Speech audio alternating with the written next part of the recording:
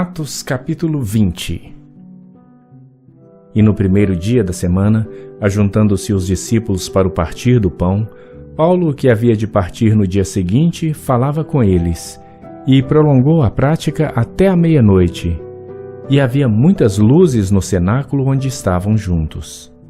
E estando um certo jovem por nome Eutico assentado numa janela, caiu do terceiro andar abaixo, tomado de um sono profundo que lhe sobreveio durante o extenso discurso de Paulo, e foi levantado morto.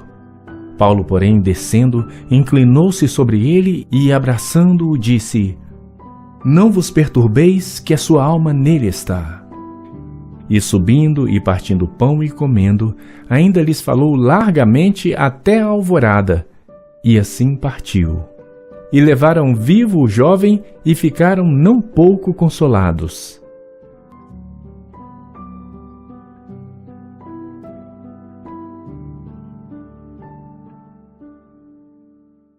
Amados, esse texto é um texto interessante, porque no capítulo 19 você vê que Paulo estava em Éfeso e houve um grande alvoroço ali em relação aos comerciantes de Éfeso, com a chegada de Paulo e também pela conversão em massa que estava acontecendo. O povo largava a idolatria, queimava os seus livros de magia negra e se voltava para Deus. Houve um grande avivamento naquela cidade, tamanho avivamento que gerou um conflito naquela cidade. Então Paulo sai daquela cidade e agora ele está, no capítulo 20, verso 7, em uma outra cidade, uma cidade chamada Troade. Essa cidade é uma cidade portuária. É interessante porque ela é uma cidade muito parecida com a nossa. É uma cidade estrategicamente bem colocada pelo seu porto. É uma cidade de várias conexões marítimas, inclusive com os macedônicos. Essa cidade, ela tinha uma influência helenista muito grande na cultura, na forma de viver e de ser nessa cidade. De fato, era uma cidade extremamente comercial e extremamente helenista. Ou seja, a filosofia grega, romana, havia uma influência muito grande na vida daquela cidade. De tal forma que eles, na sua grande maioria, pensavam como se fossem helenistas, de fato. Porém, o texto que nós lemos, há uma reunião no primeiro dia da semana, isso é um domingo à noite. Eles fazem uma reunião, diz o texto, para partir o pão, que dá uma ideia maravilhosa de adoração, comunhão, unidade. E eles ouviram o apóstolo Paulo pregar, e o apóstolo Paulo demorou pregando. Se esse culto começou às 19 horas, foi até a meia-noite o apóstolo Paulo pregando. Porém, domingo não era comum como nos nossos dias. A maioria das pessoas, as que não trabalham em turno, domingo não trabalham. E de fato, naquela comunidade, todo mundo trabalhava domingo. Agora imagine Eutico, depois de um dia de trabalho, e se ele trabalhasse no porto, em um serviço braçal, imagine o quanto ele estava cansado. E Paulo se delonga na sua pregação, no ensino da palavra, de tal forma que ele é rendido pelo sono. E ele está sentado na janela. E ele cai do terceiro andar. E ele morre. A reunião é parada. Encontra-se Eutico morto. Paulo vai até Eutico. Você não vê no texto Paulo fazendo uma oração dizendo assim: Eutico, ressuscite em nome de Jesus. Não. Ele deita sobre Eutico, fazendo uma alusão muito maravilhosa em relação ao Antigo Testamento, a Elias e também a Eliseu, que eram profetas do Antigo Testamento e que ressuscitou pessoas. Eliseu ressuscitou uma pessoa depois dele morto. Cai sobre os ossos de Eliseu e ressuscita. Elias, ele vê a criança morta, ele deita por cima da criança e a criança ressuscita. O que Paulo está fazendo aqui é uma conexão entre o Novo e o Velho Testamento, dizendo: o Espírito de Deus que estava sobre os profetas é o mesmo que está sobre a minha vida. O Espírito de Deus agindo com poder e graça. Eutico ressuscita. A igreja, diz a palavra de Deus no verso 12, que ela fica confortada com a ideia de Eutico ressuscitar. Imagine alguém que dorme em um culto, cai dessa cadeira, quebra o pescoço. Deus livre isso em nome de Jesus, né? Eu não gosto de ser profeta do caos, eu estou dizendo só imagina, é uma suposição. Cai dessa cadeira, apesar que alguns vão se segurar, né? Não, eu não quero cair aqui. Quebre o pescoço e morre. E Deus faz ressuscitar. Como você ficaria? Talvez eufórico. Talvez gritando, aleluia, aleluia, aleluia, ou glória a Deus, Deus seja engrandecido, louvado, exaltado. Esse texto nos ensina que o mais importante não é o milagre. Esse texto nos ensina que o mais importante não é um espetáculo do poder de Deus. Esse texto nos ensina que o mais importante é a comunhão da igreja e o estudo da palavra. Após o jovem ressuscitar, sabe o que é que eles voltam a fazer? Voltam a comer o pão. Demonstrando unidade, adoração e fazer o que mais? Ouvir a palavra de Deus, e eles ouvem a palavra de Deus até o amanhecer. Sabe, as igrejas dos nossos dias perderam a noção do que de fato é o mais importante. Tem gente que vai nas igrejas para ouvir uma profecia. A profecia para a sua vida não é o mais importante. Você precisa entender isso. Porque quando Deus não quer falar, você vai por esse motivo, não pelo motivo real. E alguns pregadores são forçados a inventarem coisas para chamar a atenção do povo. Tome muito cuidado com isso. Eu quero ministrar ao meu e ao seu coração sobre uma igreja viva. De fato, essa igreja, registrada em Atos 20, do 7 ao 12, é uma igreja viva. De cara, você que gosta de pregação, daria para tirar nesses versos pelo menos 3 pontos, se não fosse uma pregação expositiva. O primeiro seria uma igreja viva, é uma igreja que tem e desfruta de uma comunhão entre os irmãos e, acima de tudo, com Deus Todo-Poderoso. Uma igreja viva é uma igreja centrada na palavra. Uma igreja viva é uma igreja que experimenta o poder vivificador de Deus. De fato, você já ouviu várias coisas sobre o que de fato é uma igreja com propósito. As 9 marcas de uma igreja verdadeira. Mas esse texto fala sobre uma igreja viva.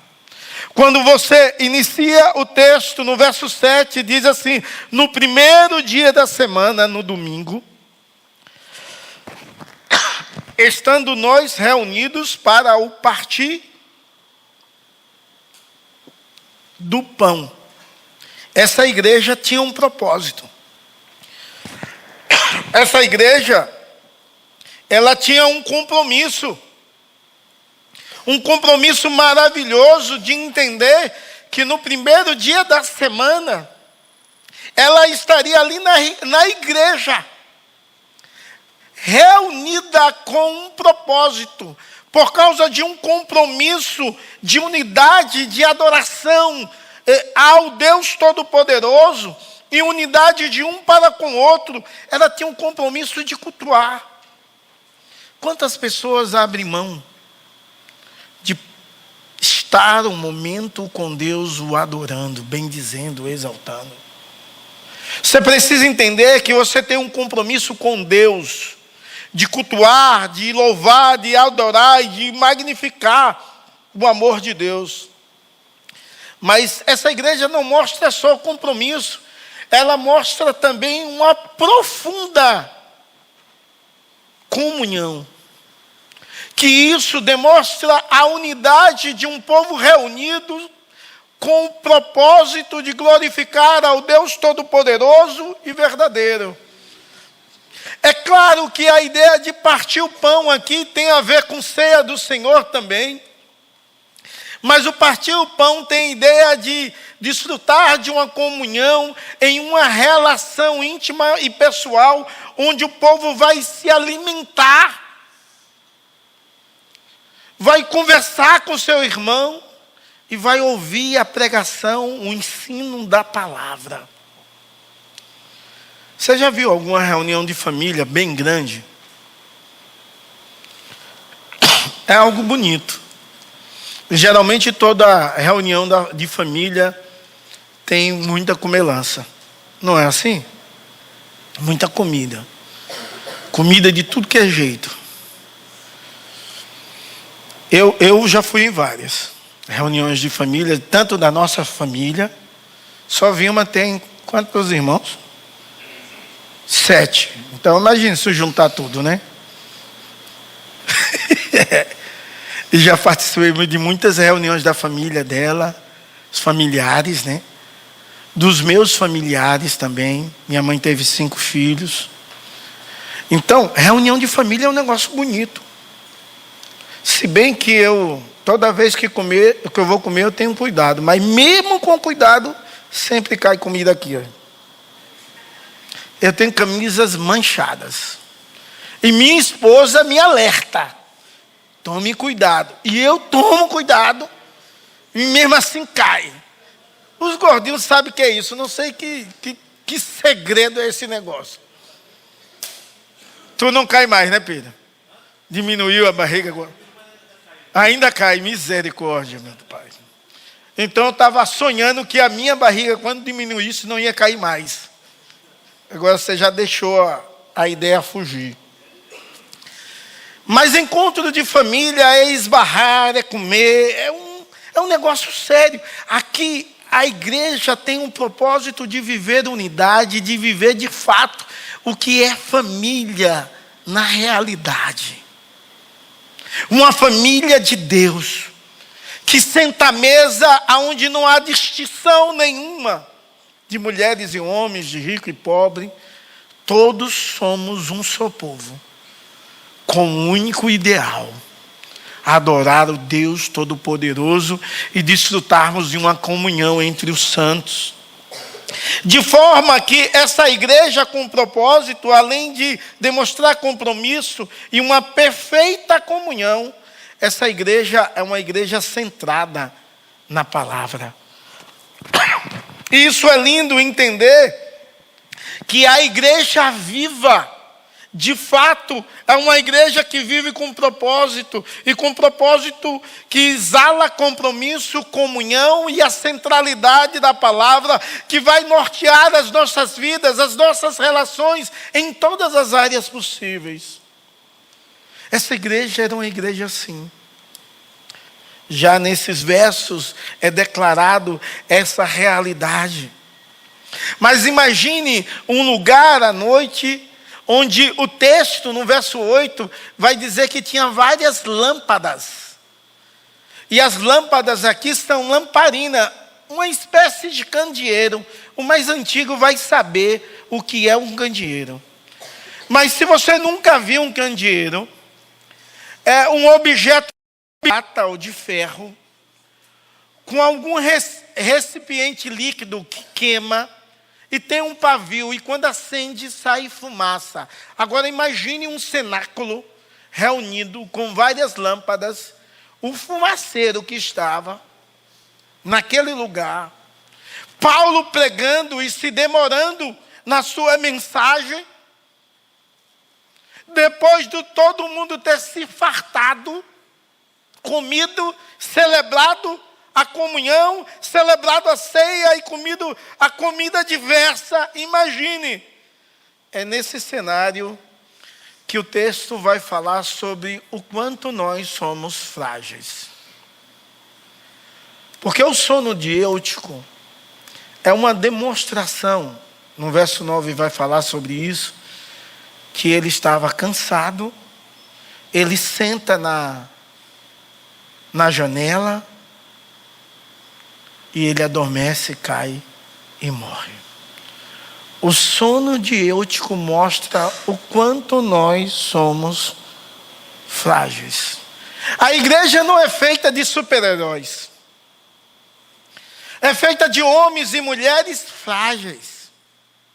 E isso é muito sério, irmãos. Eutico era alguém que trabalhou o dia inteiro. Ficar em uma reunião até meia-noite é difícil. Talvez hoje você não trabalhou. E se eu esticar aqui o sermão até meia-noite?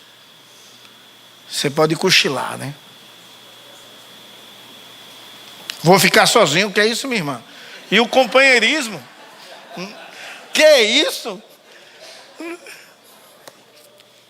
Irmãos, confesse e deixe. Quem nunca cochilou em um culto, quando o pregador se prolongou? Você nunca? Oi aí, rapaz.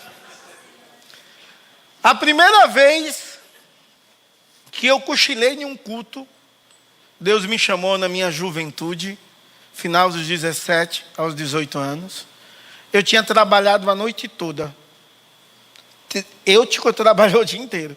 E eu trabalhei a noite toda e fui num culto. Já namorando com Vilma, graças a Deus. Deus é bom demais comigo. E fui no culto. E dormi o culto todo. De vez em quando eu acordava assim meio assustado, olhando para o lado, pensando, será que alguém viu? Deus tinha visto que eu estava dormindo. Mas sabe por que eu dormi? Eu estava muito cansado. Então não tinha jeito. Eu dormi. Aí eu dormi mais uma vez. Os irmãos lá da igreja do meu irmão tiveram uma ideia. Vamos fazer uma vigília. Uma vigília com 8 pessoas. Repare. A noite inteira no monte. Oramos. Deus agiu poderosamente. Acabou a vigília às 6 da manhã. A gente desce do monte. Eu já cansado. Aí o irmãozinho, novinho na fé, com vontade de Deus demais, passou pela porta da igreja e disse, vamos entrar na igreja e vamos orar. Sinceramente eu disse, eu estou com sono. Mas todo mundo queria, aí eu disse, vamos. Aí teve alguém que teve uma ideia infeliz. Vamos orar de joelhos. E um por vez, quem era o último? Eu. Dormi. Acordei, o pessoal rindo comigo. Os 7. Porque era um após o outro fazendo oração. Na minha vez, não orei. Dormi de joelhos.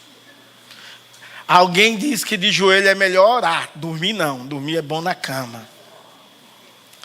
Sabe, irmãos, talvez você conhece alguém ou você mesmo já dormiu em um culto. Talvez você está aqui e talvez você tenha uma casca de uma pessoa forte. Mas só Deus sabe o quanto você é frágil. Deus sabe como está o seu coração, os seus sentimentos, como estão as suas emoções, como você tem encarado as lutas. Ele vê você. Ele te conhece muito mais do que você mesmo. Nós sabemos o quanto o homem é frágil. O ser humano é muito frágil. Uma vez cheguei aqui na cidade e fui treinar Muay Thai no projeto CTC. Pastor treinando Muay Thai. Mas não tem problema, era para ficar bem. E cheguei lá, treinava com Nelson. Nelson, se você não sabe, é aquele diácono que anda assim, ó. Cara, ele tinha um vigor fantástico. Foi lá que a gente teve a ideia de abrir um projeto de esporte. Foi no CTC.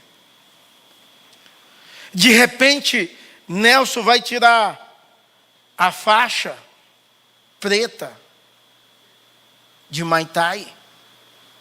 E ele sofre um acidente e pega um coágulo no cérebro. Com muito vigor, de repente está na UTI. Do nada. Cara forte, atleta. Nós somos muito frágil. Você é frágil. Eu sou frágil. Esse texto nos ensina que na igreja, a igreja é reunida de homens e mulheres frágeis. Precisa da bondade de Deus, do cuidado, da direção de Deus. Talvez você não está exausto de trabalhar, mas talvez você está exausto da sua rotina, da vida da qual você vive, das tristezas das quais você constantemente tem vivido. Talvez você é alguém que finge alegria e é alguém que desfruta de uma solidão terrível. Deus, através desse texto, nos ensina que as pessoas são frágeis. Diz que Eutico foi dominado por um profundo sono e caiu, versos 8 e 9, e morreu. Talvez você está aqui, você não sabe nem como fazer para mudar a sua situação de vida. E graças a Deus que você não sabe como fazer, porque nós não sabemos fazer da forma certa. Você e eu precisamos aprender a dependermos de Deus, a confiarmos em Deus e a entregarmos a nossa demanda a Deus. E buscarmos força no Deus Todo-Poderoso, no Deus do impossível. Em terceiro lugar, uma igreja viva. É uma igreja que testemunha o poder de Deus. No verso 10, só uma frase do 10 diz assim: não vos perturbeis, que a vida está nele. O apóstolo Paulo, depois de deitar sobre o menino, ele diz assim: não vos perturbeis, porque a vida está nele. O centro de uma igreja viva nunca é o homem. O centro de uma igreja viva nunca é um líder carismático, nunca é a liturgia, nunca está na pregação, no louvor. Não! O centro de uma igreja viva é o Deus Todo-Poderoso. É a mensagem do Evangelho. É a mensagem de vida. É a mensagem de um Deus que restaura, que transforma todas as coisas. Uma igreja viva de fato. O centro não é o homem. O centro é o Deus com o evangelho de esperança. É isso que a igreja deve compreender. Compreender que o poder de Deus tem de ser testemunhado, porque o nosso Senhor Cristo, Ele continua operando. É Ele que levanta o caído. E talvez você está aqui, está distante dEle, caído. É Ele que vai com a mão forte e te levanta. É Ele que restaura os corações quebrantados, tristes e angustiados. É Ele que traz esperança aonde não há mais esperança. Uma igreja viva, testemunha do poder da vida em Deus, não no homem, mas no Deus Todo-Poderoso. Uma igreja viva é uma igreja, irmãos, que tem um compromisso de viver uma comunhão em torno da palavra. A igreja viva é uma igreja de pessoas frágeis que precisam ser restauradas, levantadas, abençoadas e encorajadas por Deus e um pelo outro. Uma igreja viva é uma igreja consolada pela presença de Deus. O último verso diz assim: ficaram grandemente consolados. Sabe por quê? Porque o Deus do impossível é um Deus que vence a morte. O Deus que nós servimos é um Deus extraordinário. É um Deus que deseja que eu e você possamos ser essa igreja viva, que participa de um compromisso de estarmos cultuando a Deus, de um compromisso de vivermos em unidade, de um compromisso de olharmos para os caídos e ajudá-los, de um compromisso de viver a verdadeira adoração, de um compromisso de deleitar-se na presença de Deus, de um compromisso de viver juntos. Quando a igreja é consolada, ela entende que o espetáculo do poder não é o melhor. A igreja desfruta, mas o melhor é estarmos em comunhão, em torno da palavra. Por isso, quando o milagre acontece, eles voltam a fazer a mesma coisa.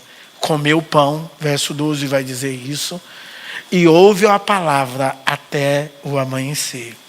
O fim principal de uma igreja viva é glorificar a Deus e ser edificada pelo Deus Todo-Poderoso, experimentando o consolo e a paz em meio à aflição, sendo perseverantes em meio às lutas e fortalecendo um ao outro em todo o tempo.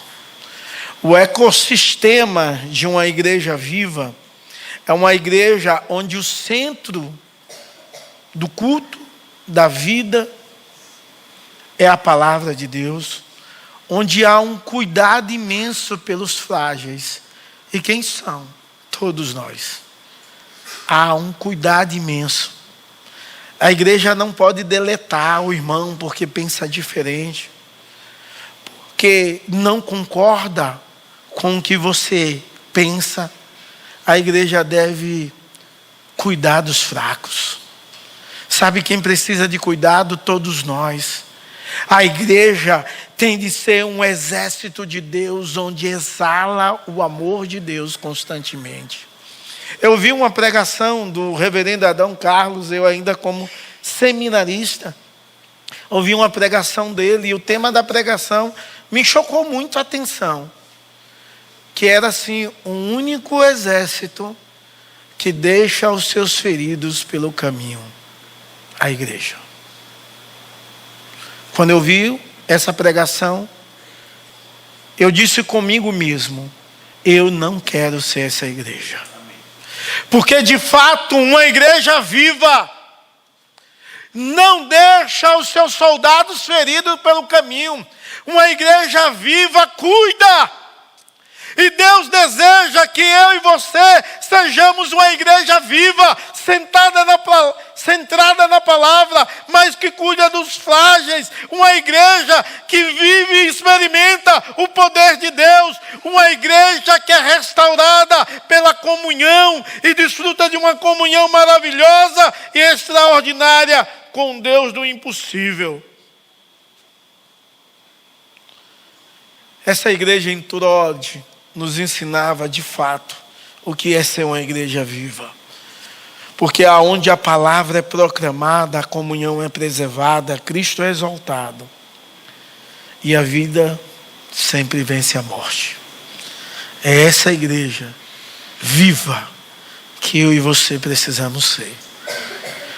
Irmãos, os nossos irmãos, você e eu, somos frágeis. Precisamos de consolo, de abraço, de encorajamento, de exortação. Cuide um dos outros, em nome de Jesus, porque a igreja viva é uma igreja que cuida, que ampara e que ama o Deus da palavra. E o Deus da palavra se manifesta nessa igreja, em nome de Jesus. Amém? Você é essa igreja? Talvez você está aqui, de fato, é uma igreja viva, mas hoje você precisa do cuidado. E Deus está aqui para cuidar de você, mas Ele usa os irmãos para cuidar de você também.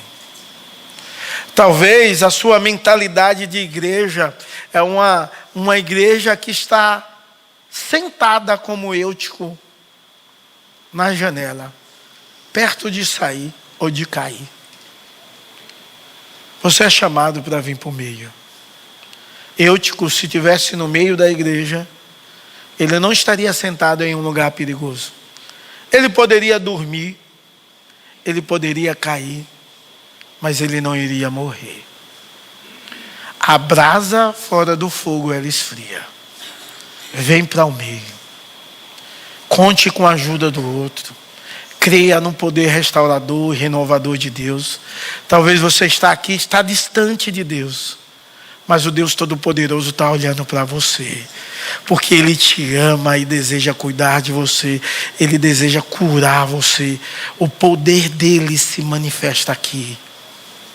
Então você poderia orar dizendo: Senhor, olha para mim, restaura a minha vida, transforma o ser, anima o meu coração, me dá sede e vontade de te buscar, de te servir, de te adorar, em nome de Jesus e para a glória do Senhor.